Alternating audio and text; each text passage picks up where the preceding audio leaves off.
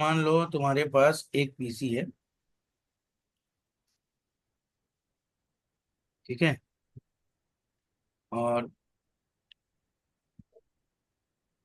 इस पीसी को जनरली कि हम एक पीसी यूज करते हैं एज ए विंडो, अगर मुझे यूज करनी है तो मेरे को विंडो, फॉर एन एग्जांपल मैं बोल देता हूँ विंडो 10 यूज है मेरा।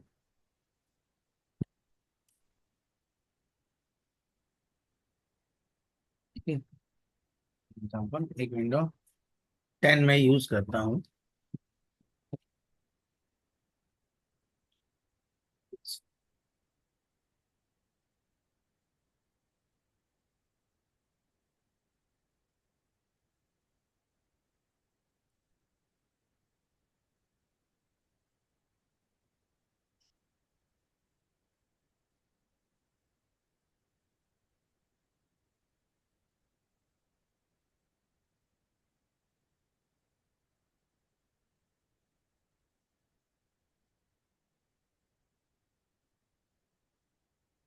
ठीक है, विंडो 10 हम यूज कर रहे हैं या विंडो 11 जो भी। आपको विंडो 10 इस्तेमाल करना है, विंडो 11 इस्तेमाल करना है, आप इस पीसी पे इस्तेमाल कर सकते हैं। लेकिन अब मेरे को चाहिए कि भाई कि ये दोनों ऑपरेटिंग सिस्टम मैं इस्तेमाल करना चाहता हूँ, तो दूसरा तरीका है ड्यूल बूट। दूसरा तरीका है ड्यूल बूट कि भैया दो बार ड्यूल बूट बना दो तो तुम्हारा ये हो जाए।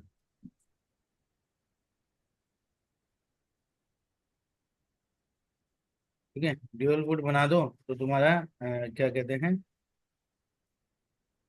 लॉगिन मतलब काम हो जाएगा। तो भैया विंडो 10 एक बार यूज कर लो, एक बार विंडो 11 यूज कर लो, बट इसके लिए क्या होता है, आपको मशीन को रीस्टार्ट करनी पड़ेगी।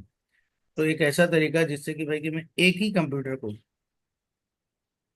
दो कंप्यूटर बना दूं और साथ में मैं दो विंडो एक साथ यूज कर सकूं। यानी एक ही कंप्यूटर को दो कंप्यूटर बनाकर विंडो को एक साथ यूज करूं, तो उसको हम कहेंगे वर्चुअलाइजेशन।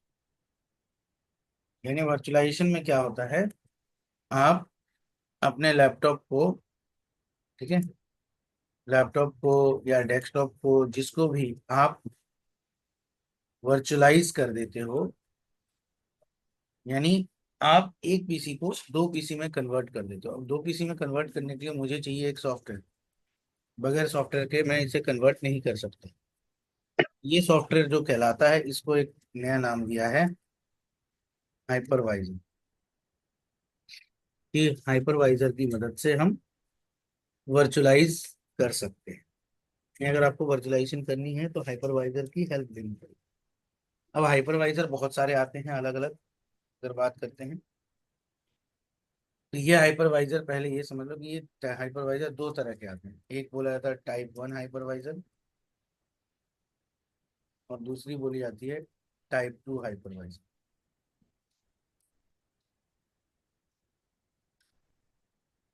ठीक है। अब टाइप 1 और टाइप 2 में फर्क क्या है, ठीक, पहले लेते हैं टाइप 1 हाइपरवाइजर। ठीक है। टाइप 1 हाइपरवाइजर में होता क्या है, टाइप 1 हाइपरवाइजर में अगर आप ध्यान दोगे तो आपको मिलेगा सबसे बेस में पे आपको मिलता है हार्डवेयर। हार्डवेयर का मतलब है कि आपका जो हार्डवेयर कॉन्फ़िगरेशन जो होती है वो रहता है। यानी जिसके ऊपर, यानी आपका हो गया हार्डवेयर के मामले में अगर बोलते हैं, या तो आपके पास लैपटॉप होगा या आपका डेस्कटॉप होगा, बट उसमें कोई विंडो नहीं डली। ठीक है। यानी सिर्फ हार्डवेयर मेरे को चाहिए,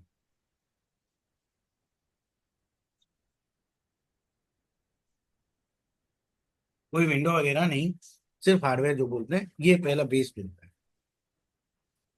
इसके ऊपर होता है, अगर हार्डवेयर हो गया मेरा, लैपटॉप या डेस्कटॉप जो भी चाहिए, उसके ऊपर हम क्या करते हैं, हम ऑपरेटिंग सिस्टम डालते हैं। अब ऑपरेटिंग सिस्टम में आप Win 10 डालो, 11 डालो, जो भी आपको। तो एक्चुअली में जब हम लैपटॉप वगैरह खरीदते हैं तो हमें ये दो चीज तो मिलती ही मिलती है। एक हार्डवेयर मिल जाएगा उसका, मैं लैपटॉप खरीदते हो उसके साथ आपको ऑपरेटिंग सिस्टम मिल जाएगा।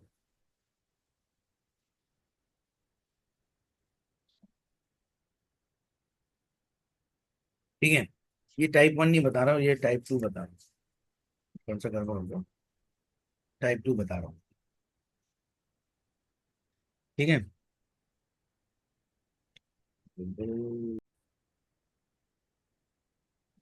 तो अब हम लोग टाइप 2 हाइपरवाइजर ये चीज चेक करेंगे कि कैसे आप अप्लाई कर सकते हैं। तो जैसे कि देखो ये मेरा हार्डवेयर है, तो सबसे पहले हमें हमेशा हार्डवेयर कॉन्फ़िगरेशंस को चेक कर लेना चाहिए।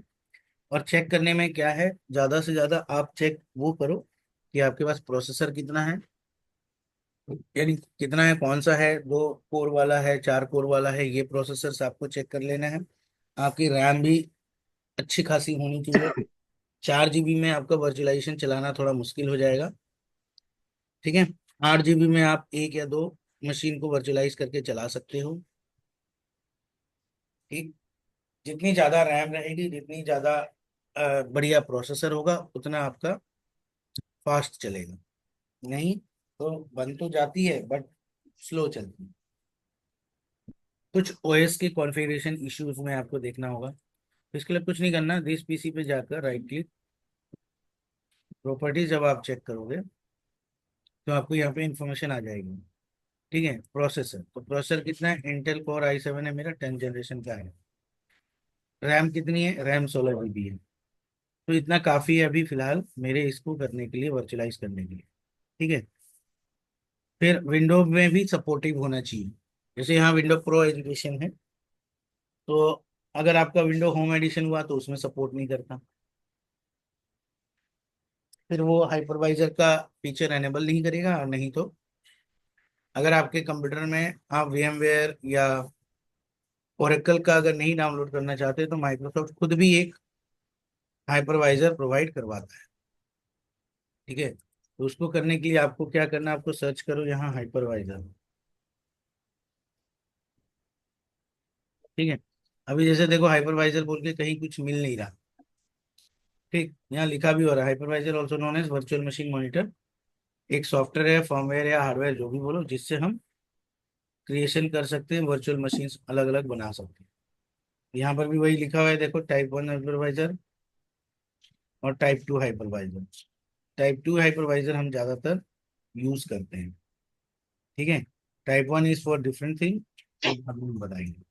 फिलहाल हम अभी देख लेते हैं कि एनेबल है या नहीं है। तो उसके लिए अगर आपको हाइपरवाइजर डायरेक्ट माइक्रोसॉफ्ट वाला एनेबल करना है, तो विंडो में वैसे फंक्शंस होती हैं।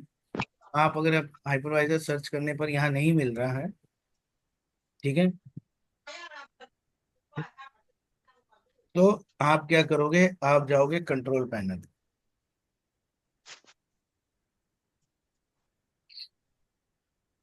ठीक है, कंट्रोल पैनल में जाएंगे, प्रोग्राम्स एंड फीचर्स, यहाँ पर जाओगे, टर्न विंडोज फीचर्स ऑन और ऑफ, और यहाँ पर सर्च करो हाइपरवाइजर।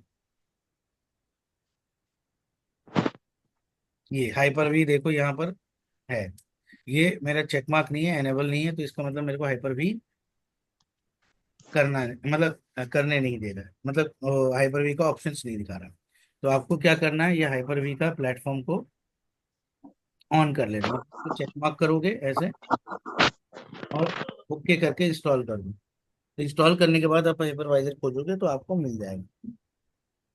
लेकिन कभी कभार क्या होता है कि जब अगर ये सिस्टम का हाइपरवाइजर चलेगा, तो उस समय आपको VMware या थर्ड पार्टी टूल को काम करने नहीं देता है। तो अगर आपके थर्ड पार्टी टूल है तो इसको एनेबल मत करना।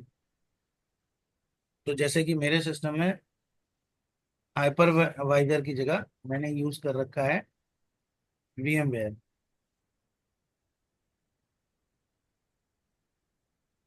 ये रहा VMware वर्क स्टेशन को। ठीक है, तो हम इसे खोलेंगे। यानी अगर मैं, सिंपल है, या तो आप हाइपरवाइजर ले लो और नहीं तो फिर आप VMware का ले लो या ओरेकल का डाउनलोड करो। लेकिन जैसा कि मैंने बताया कि भाई कि हाइपरवाइजर अगर एनेबल होगा तो ये तीसरे थर्ड पार्टी टूलों को काम करने नहीं देता। अब जब VMware वर्क स्टेशन खोलते हो तो पहला स्क्रीन कुछ इस तरह का खुलता है। ठीक, अब इस VMware में वन बाय वन एक एक करके काम करेंगे। यहाँ ऑलरेडी मैंने पहले से मशीन बना रखी हैं और मैंने OS इंस्टॉल भी कर रखा है। जैसे Windows 10 इंस्टॉल कर दिया है, 2025 का मैंने इंस्टॉल कर रखा है। ठीक है। तो आपको कौन सा बनाना है, पहले आपको ये देखना है कि मेरे को Windows 10 बनानी है, Windows 11 बनानी है, या आपको सर्वर डाउनलोड करना है, ये मतलब इंस्टॉल करना है, ये आपको थोड़ा सा ध्यान देना है। क्लियर। तो हम लोग एक एक करके अब इसमें करते हैं। तो हम एक नया मशीन्स बनाने की स्टार्ट करेंगे। ठीक।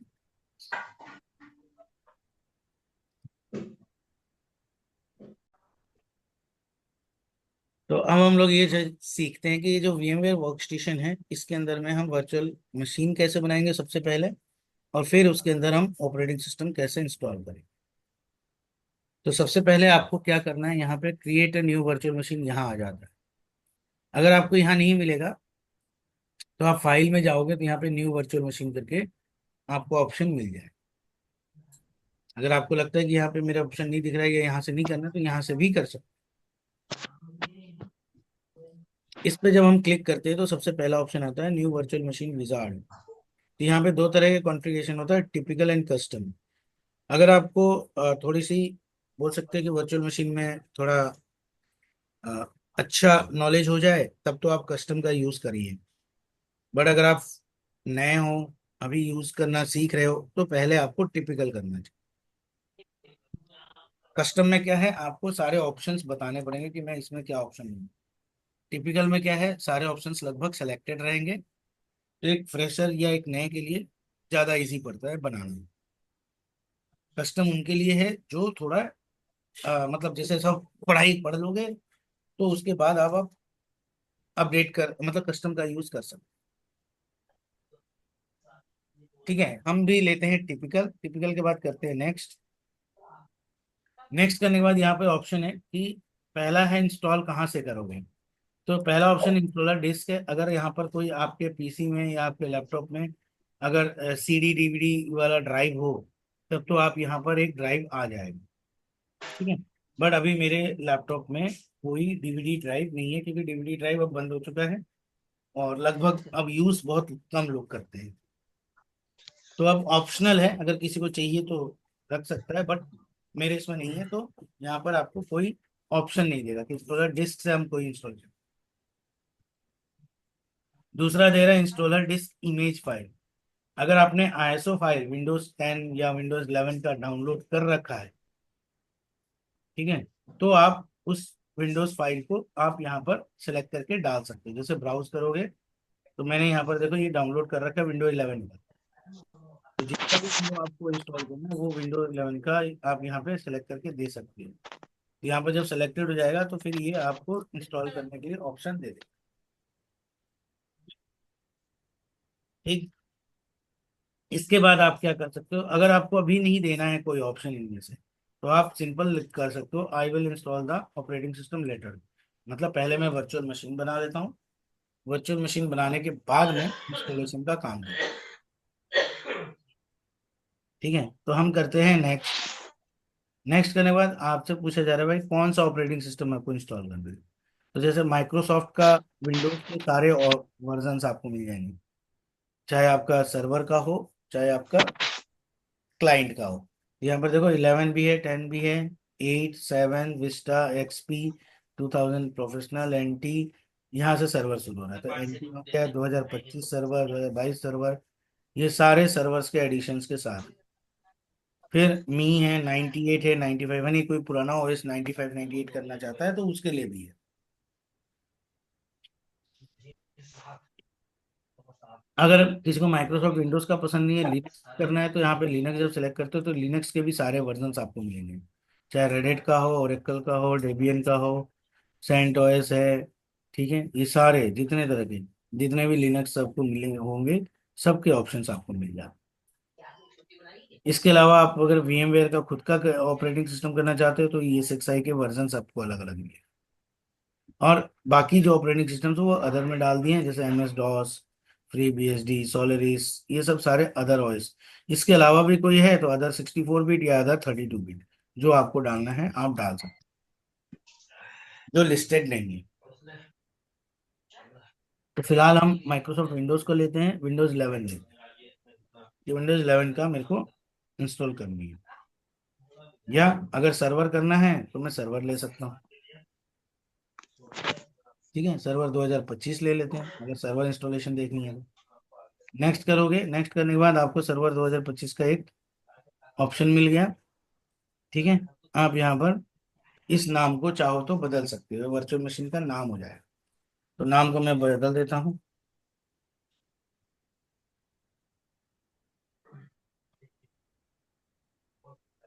मैं यहाँ डाल देता हूँ सर्वर 2025, खाली इतना नाम लिख देता हूँ। इसके बाद ये लोकेशन कौन सा में इंस्टॉल होगा वो भी आपको बता दिया कि यहाँ पर जाके इंस्टॉल हो जाएगा। आप करो नेक्स्ट। नेक्स्ट करने के बाद ये पूछ रहा है हार्ड डिस्क कितना देना है साइज। यहाँ पे वर्चुअली है तो वर्चुअली आप कितना भी हार्ड डिस्क की साइज दे सकते हो, मैं दे देता हूँ 100 GB। यहाँ वैसे रिकमेंडेड बोल रहा है कि 60 GB से कम नहीं देना है, तो हमने क्या कर दिया, 100 GB दिया। ठीक है, तो 100 GB हमने दे दिया कि 100 GB इसको हार्ड डिस्क जगह ले लेगा। अब यहाँ पर दो ऑप्शन दिए, स्टोर वर्चुअल डिस्क ऐसे सिंगल फाइल या मल्टीपल फाइल। यानी जो हम ये वर्चुअल डिस्क बनाएंगे इसको एक ही फाइल में के रूप में बनाए, या मल्टीपल के रूप में बनाए। मल्टीपल मतलब होता है अगर मान लो किसी वजह से कल को माइग्रेशन का काम करना पड़े, माइग्रेशन इन द सेंस कि आपको ये इस कंप्यूटर से आपको हार्ड डिस्क, ये जो वर्चुअल मशीन की हार्ड डिस्क है वो दूसरी जगह लेकर जानी है। तो अगर मान लीजिए ये 100 GB तक तो कोई दिक्कत नहीं है, लेकिन अगर बहुत सारी जगहों पर काम करते करते ये करीब 200-400 GB तक की हो जाती है। ठीक है, तो अब उसको ट्रांसफर करना एक साथ पॉसिबल नहीं होता, स्प्लिट करके ट्रांसफर होता है।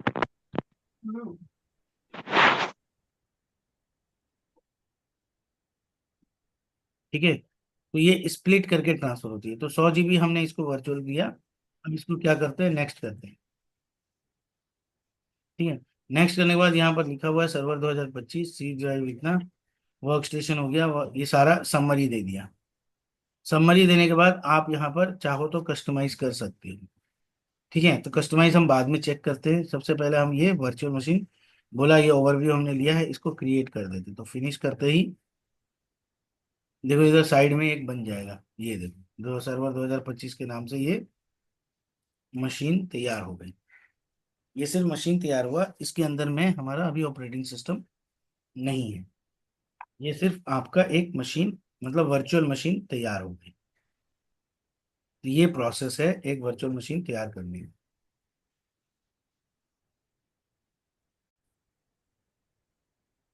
अब हम लोग ये सीख लिए कि भाई कि वर्चुअल मशीन कैसे बनाते हैं। अब वर्चुअल मशीन बनाने के बाद हमें ये देखना है कि वर्चुअल मशीन्स को हम पहले हम एडिट करेंगे, यानी इसकी कुछ सेटिंग्स वगैरह को चेक करेंगे। जो सेटिंग्स हमने पिछले में नहीं बदली है वो सेटिंग्स हम यहाँ पर बदल कर देख भी सकते हैं, और हमें जो राइट ऑप्शन है वो भी लेना है।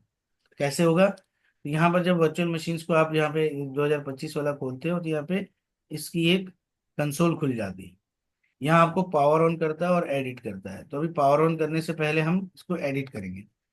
ऐसा क्यों फर्क पड़ता है, तो जैसे अगर मान लो अभी पावर ऑन कर देते हो तो देखो क्या दिखेगा। ये तो कोई बात नहीं। तो यहाँ पर देखो ये EFI करके आपको ऑप्शन आ जाए।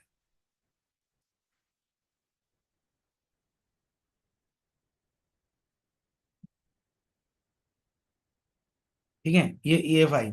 अब EFI करके ऑप्शन आ रहा है तो यहाँ पे लिखा भी आ रहा है कि यहाँ पे कोई मीडिया नहीं है। यहाँ आप ध्यान दो, साटा CD रोम ड्राइव नो मीडिया, या NV नेम स्पेस ड्राइव कोई, मतलब उसमें भी नो मीडिया। तो अभी कोई मीडिया नहीं है तो इसलिए कोई काम नहीं कर पाएगा। तो हम क्या करते हैं, इसको स्टॉप कर देते हैं, पावर ऑफ, शट डाउन। ठीक है, तो वापस ये सेटिंग्स पे आ गए हम। तो सबसे पहले हमें इसके सेटिंग्स को चेक करना है, कैसे, एडिट वर्चुअल मशीन करेंगे तो आपको एक और कंसोल खोल के देगा। अब यहाँ पर देखो, पहला मेमोरी, मेमोरी 2 GB हमने दिया है, 2 GB काफी होता है वर्चुअल में। प्रोसेसर्स में से हमने एक प्रोसेसर को एक कोर दे दिया है, वो भी ठीक है क्योंकि हमारा आई 7 है तो आपके 6 कोर तो हैं मेरे इसमें, 6 में से एक दे भी दिया तो कोई फर्क नहीं पड़ेगा। हार्ड डिस्क हमने 100 GB वहां सेलेक्ट किया था, यहाँ पे आपको दिख ही रहा है। अब CD DVD, तो सीडी डीवीडी को में से इंस्टॉल करनी है, अब इंस्टॉल करनी है या तो फिजिकल ड्राइव, तो फिजिकल ड्राइव तो मेरे पास है नहीं, तो मैं क्या करूंगा, आईएसओ इमेज सेलेक्ट कर लूंगा। आईएसओ इमेज में अब ब्राउज करके बता दूंगा कि मेरा आईएसओ इमेज कहाँ रखा है। डाउनलोड्स में मैंने ये डाउनलोड किया था, विंडो 11, नहीं सर्वर वाली चाहिए ना, तो सर्वर वाली के लिए हम देखते हैं, मैंने डाउनलोड कर रखा है ऑपरेटिंग, ये रहा विंडो सर्वर 2022 है, और एक विंडो सर्वर 2025 है। तो मैंने यहाँ 25 का बनाया, तो विंडो सर्वर 2025 का ओपन करते हैं, तो यहाँ विंडो सर्वर का ऑप्शन मिल गया है, इसको हम ओके करेंगे। इसके अलावा एक और चीज देख लेते हैं, network adapter. Network adapter net पे है, तो ये होस्ट के आईपी एड्रेस से शेयर कर लेगा। यूएसबी कंट्रोलर प्रेजेंट है, साउंड कार्ड भी डिटेक्ट कर लेगा, और डिस्प्ले भी ऑटो डिटेक्टर, तभी हमें डिस्प्ले दिख रही है। इसके अलावा ऑप्शंस में और भी चीजें कि जनरल में 2025 जो कौन सा ऑपरेटिंग सिस्टम हमने चुना है, हम चाहें तो बाद में यहाँ से चेंज कर सकते हैं। अगर गलती से कोई और चुन लिया तो यहाँ से आप चेंज कर सकते हैं। पावर में अभी पावर ऑन करने और ये चेक करने के लिए ऑप्शन दे रहा है कंट्रोल्स। शेयर फोल्डर अभी डिसेबल्ड है, अगर आप बाद में एनेबल करना चाहेंगे तो मतलब फिर वो डेटा आराम से शेयर हो सकता है। ठीक है, तो यहाँ बहुत सारे अलग अलग ऑप्शंस हैं जिनका यूज धीरे धीरे आप सीख सकते हो, थोड़ा एडवांस यूजर्स करके। तो ये हमने कर दिया, इसको ओके करते हैं, तो यहाँ पर देखो अभी आपको ये सीडी डीवीडी में आपको यहाँ पे दिख गया कि ऑपरेटिंग सिस्टम से हम इंस्टॉल करेंगे। अब हम पावर ऑन मशीन करते हैं। देखो यहाँ आ गया ना, प्रेस यानी की, तो जैसे ही मैंने प्रेस की किया, यह विंडो सेटअप एनेबल्ड हो।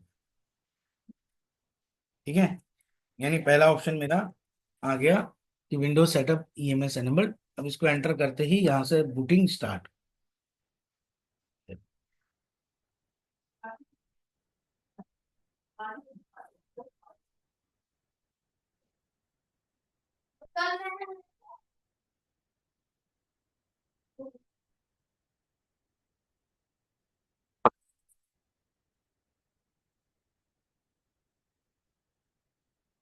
ठीक है, तो अब ये वही सारी चीजें हैं जो लैंग्वेज सेटिंग करनी है।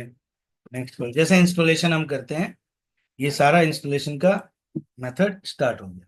तो कौन सा, आईड लाइक टू रिपेयर और इंस्टॉल, जाहिर बात है अभी नया है तो मेरे को इंस्टॉल ही करना है। एग्री करके नेक्स्ट करेंगे। अब ये इंस्टॉलेशन चालू, तो यहाँ पूछ रहा है कौन सा इंस्टॉलेशन करनी है, तो आपको जो भी एडिशन करनी है आप वो एडिशन यहाँ सेलेक्ट करेंगे। नेक्स्ट करेंगे आइदर स्टैंडर्ड और डेटा सेंटर। यहाँ आपको लाइसेंस आएगा, लाइसेंस को एक्सेप्ट करना ही है, एक्सेप्ट करिए, और ये इंस्टॉलेशन स्टार्ट। ठीक है, 100 GB देखो एलोकेशन दिया था हमारा, 100 GB है, इसी में हम इंस्टॉल कर देते हैं। मैं पार्टीशन बनाने बनाने की जरूरत नहीं है। अब ये हो गया install Windows desktop experience, keep nothing, खत्म बात। यहाँ इंस्टॉल दबाते ही ये इंस्टॉलेशन चालू।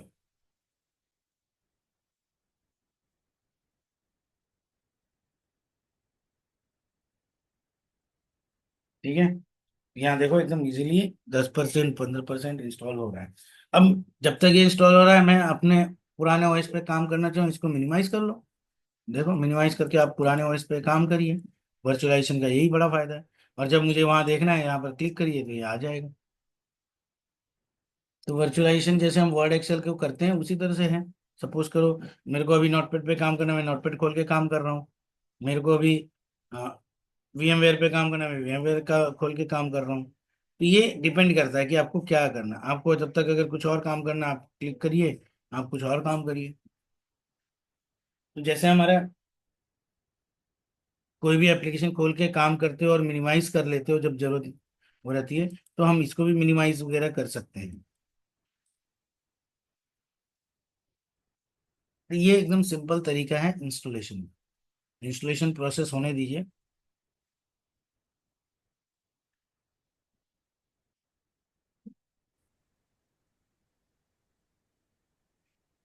ठीक है, ये देखो, ये अभी सर्वर का चल ही रहा है।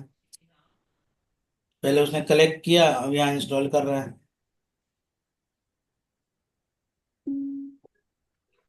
यहाँ पे वर्चुअल में अगर मैंने बोला कि भाई आपको दूसरा भी मशीन आप कर सकते हो, तो जैसे मेरा एक और मशीन जो तैयार था, ये देखो विंडो 10 का मैंने काम किया, तो विंडो 10 खुल गया। सर विंडो 11 है, विंडो 11 खुल गया। इसमें अगर आपको कुछ काम करना है तो कुछ नहीं करना। आप दो मशीन तीन मशीन एक साथ ऑन कर सकते हो। दो मशीन ऑन करना है, दो मशीन, तीन मशीन ऑन करना है, तीन मशीन। ठीक है। लेकिन डिपेंड करेगा कि आपके कंप्यूटर की कैपेसिटी होगी। अभी देखो 2025 का इंस्टॉलेशन तो चल रहा है, और मैंने विंडो 10 भी ऑन कर लिया है। तो विंडो 10 में अगर कोई, सॉरी विंडो 11 भी ऑन कर लिया, तो विंडो 11 में अगर कुछ करना है आपको, तो आप इसके ऊपर काम करो। करप्ट हो जाता है तो कोई बात नहीं, आप इसे रिमूव करके दूसरा फिर बना सकते हो।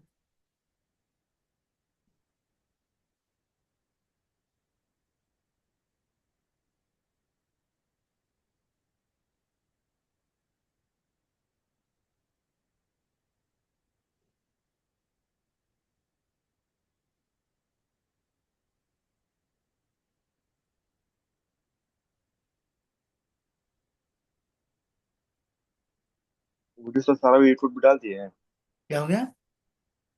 वीडियो यूट्यूब में डाल दिया है सारा। एक सेकेंड।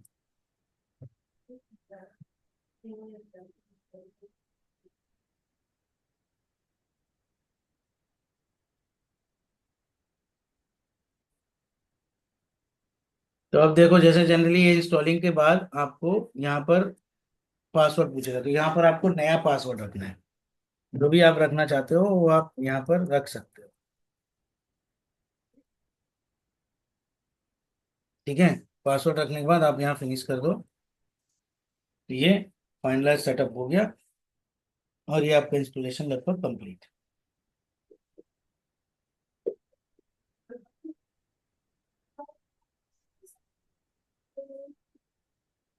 हो गया। अब इसको आप लॉग इन करके एक बार चेक कर सकते हैं।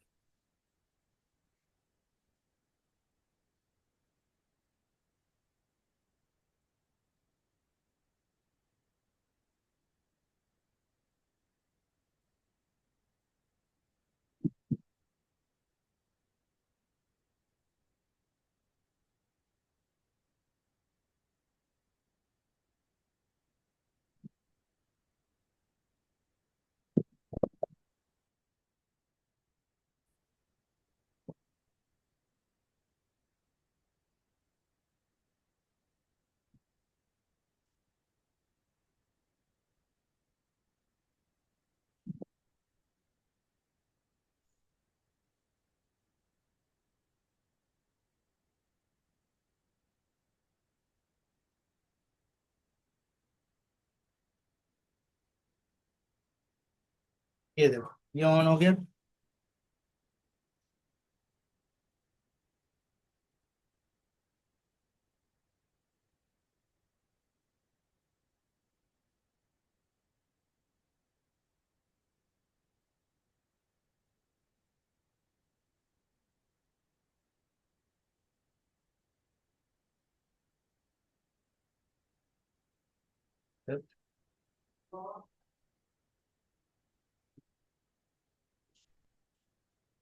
ये एक दो कॉन्फ़िगरेशन हो गया आपका, ये ऑन हो गया। तो आप सर्वर इंस्टॉलेशन भी कर सकते हो, विंडो इंस्टॉलेशन कर सकते हो, लिनक्स का करना है लिनक्स का कर सकते हो।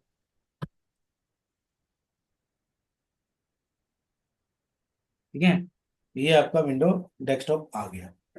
ये हो गई आपकी प्रॉपर इंस्टॉलेशन। अब वर्चुअल मशीन तैयार है, आप इसको भी यूज करो। इसको यूज करना है एक साथ कर सकते हो, कोई दिक्कत नहीं। दोनों के बीच में आप एज ए नेटवर्क कनेक्टिविटी भी कर सकते हो। ये सब मैं आपको अगले बार नेटवर्क कनेक्टिविटी कैसे कर सकते